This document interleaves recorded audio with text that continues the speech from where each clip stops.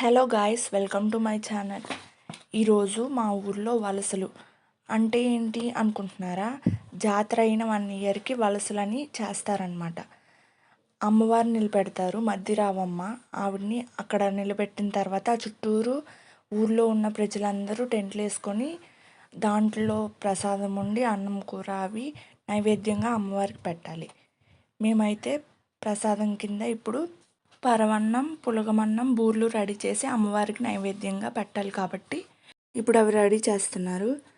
Morning 8 నుంచి evening అమ్మవారిని తీసుకెళ్ళేంత వరకు ఇక్కడే ఉండాలి కాబట్టి మార్నింగ్ టిఫిన్స్ కూడా ఇక్కడే.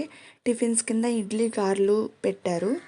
ఇలా అందరూ కలిసి పాలు పొంగిస్తున్నాం మేము. మార్నింగే 8కి అమ్మవారిని ఊళ్ళోంచి పొలాల్లోకి తీసుకెళ్తారు మేళతాళాలతో.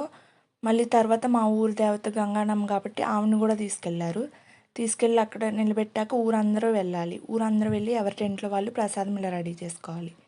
వండుకున్న ప్రసాదం తీసుకెళ్ళి అమ్మవారికి నైవేద్యంగా పెట్టాలి. ప్రతి ఒక్కరూ అమ్మవారికి చీర అనేది సమర్పించుకొని దండం పెట్టుకోవాలి. ఈ ప్రసాదము చిన్న రొట్లు. మా ఊర్లో చుట్టలు కూడా పెడతారు పక్కన ఆయనకి. ఇది మా ఊరి ఆచారం అంట, అందుకే అందరూ ఇలా చేస్తారు. చూపిస్తున్నట్టుగా ప్రసాదాలు అందరూ అక్కడ పెట్టుకుని దండం పెట్టుకొని బయలుదేరి మళ్ళీ మా ప్లేస్కి వచ్చేసి మేము భోజనాలు తినాలి. అమ్మవారికి సమర్పించేశాక మళ్ళీ మా ప్లేస్కి వెళ్ళి ఇంకా మేము భోజనాలకి రెడీ అవ్వాలి.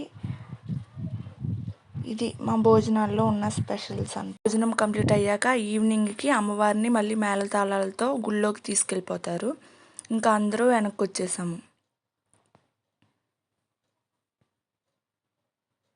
ఇది మా ఊరి ఆచారం గైస్. వీడియో నచ్చితే లైక్ చేయండి, సబ్స్క్రైబ్ చేయండి. అంతే వీడియో గైస్. బాయ్.